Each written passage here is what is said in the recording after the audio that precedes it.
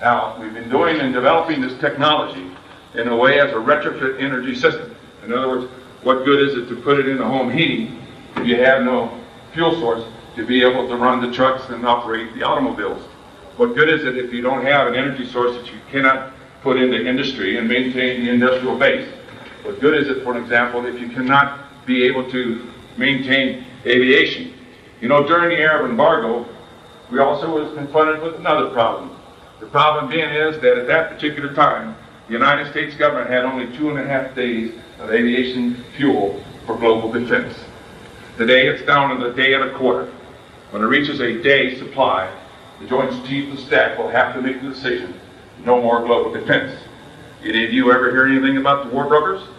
If you want to study about history of World War I, World War II, you'll start to realize there were men spatially trained and women trained in order to bring countries into war, to break their economic back, to take over the controls of their countries. You ever hear of the Council of Foreign Relations, the Trilateral Commission? You ever hear about the Council of the Group of 300? You hear about the internationalists that are controlling to bring in a one world government. Now we're heading for a one world government, but unfortunately, if the one world government is headed under a control, is controlled by a Mussolini or Hitler or a person filled with the demonic spirit, we're in one heck of a problem. If that democratic society of the world government would be a representative of each country in the world, then in fact we could be able to stabilize as people upon the earth. The attitude that the multi-internationalists is to come up with zero growth, industrial growth, zero population growth. When I was making a presentation in Geneva to 52 nations there, I was blocked in presenting this technology, not because of the viability of the technology, because the international attitude is they do not want industrial growth to be maintained. There's a move to try to force the countries to accept that they would sign over their natural resource rights. That if you signed over your natural resource rights, you have taken over the countries without even firing a shot. This is to help bring in a one world government. The number one thing that will diffuse the entire episode and be able to maintain us is to bring an alternate energy source in that we can be able to sustain and maintain not only the industrial base of this country but of the world. And therefore I will share this information with you. And once I share it with you, then you have a responsibility. I'm sharing a responsibility to you so great. Now the power structures to be, we all hear about the guys that invent the carburetors that go 200 miles per hour and what have you, and they never get out of the market area. We talk about high energy systems, development of high technology, and they never seem to get out into the marketplace. Why is that? You know, and Rockefeller was a very smart man to get our economies to operate on fossil fuel. He got a hold of a think tank. And in the think tank, he says, I want you to come up with motivating thoughts that would demotivate the people in order to bring us up on the fossil fuels. You see, at that time, we're talking about high energy research and development, are we not? And yet Rockefeller wanted to convince the population of the world that we need fossil fuel to maintain the economies, and therefore suppress and prevent alternate energy sources to come forward. And so in this think tank, he came up with such phraseologies. Well, you can always lead a horse to water, but you can't get him to drink. Any of you have ever said that? You know, if you say that out of your mouth, you know that you believe it. It's the greatest lie in the world. If you lead a horse to water and he doesn't want to drink, I'll assure you that if you stake him about 4 feet away from the water in 2 days flat, he'll try to break the rope to get to the water. If you want to speed up the process, feed him some salt. Another great demotivating thought. Well, you can't buck City Hall. How about another demotivating thought? 2 things you never discuss is politics and religion. Do you know why in the news medias that you are bombarded with tremendous negativism? Because they had found out the physical, psychological makeup of the individual is such that if you receive so much negativism, you turn it off. Do you know that if our forefathers and our grandfathers would awaken out of their graves and see what's taking place in our country today, do you know what happened? They would grab their arms and go to Washington, D.C. and clean out our government. Absolutely. The negativism that's presented to you is the process of desensitizing you to allow such atrocities to take over. And if you don't think that there are people in the world that do not want America to stand. You know why? Because the Constitution in the United States, the Bill of Rights, says as free people we have ability to enjoy certain inalienable rights that was given to us by God. And unfortunately there are some people who does not want us to continue to enjoy the freedom that our forefathers fought. And when I turned and said, I will do this, Lord, it had to be by faith. Because I was given a great gift. That gift was to be raised under freedom. Now let's see how we can use water as fuel. Because the greatest thing that all political leaders fear, that you and I would come together in one accord. That if you and I would come together in one accord, no political system in the world, no multi-internationalist groups could defeat you. Look what happened to Russia after 70 years.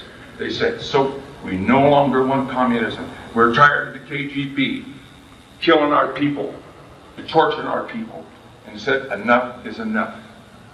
And that's why you receive the negativism. That's why in these conferences that they will try to promote and try to tell you that you have not the power of say-so in our government. And I want to tell you that under the Constitution of the United States, read it. For it gives us the ultimate power to be able to determine the destiny and the strength of our country.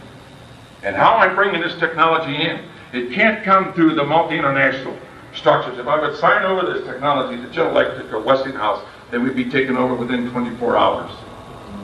If you think you got political pressures in the United States government, try to negotiate with the military.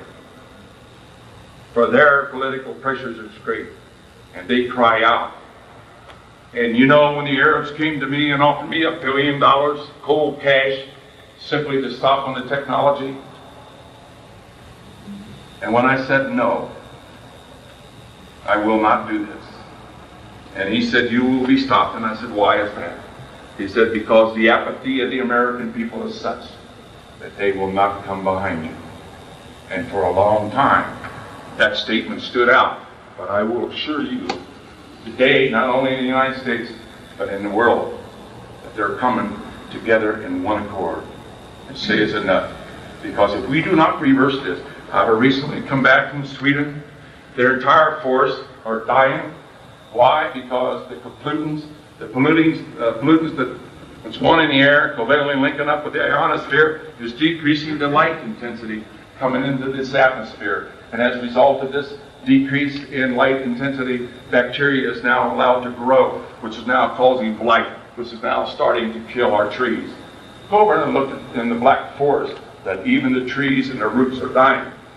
We are on a planet, which is our spaceship, and if we do not reverse, if we do not come together in one accord, then I would say, gentlemen, that we will not survive.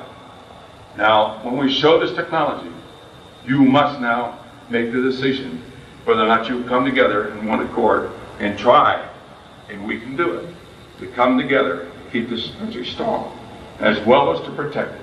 And when President Reagan was advised of this technology, he turned against the multi-internationalists and said, do not block or do not allow this technology to go forward.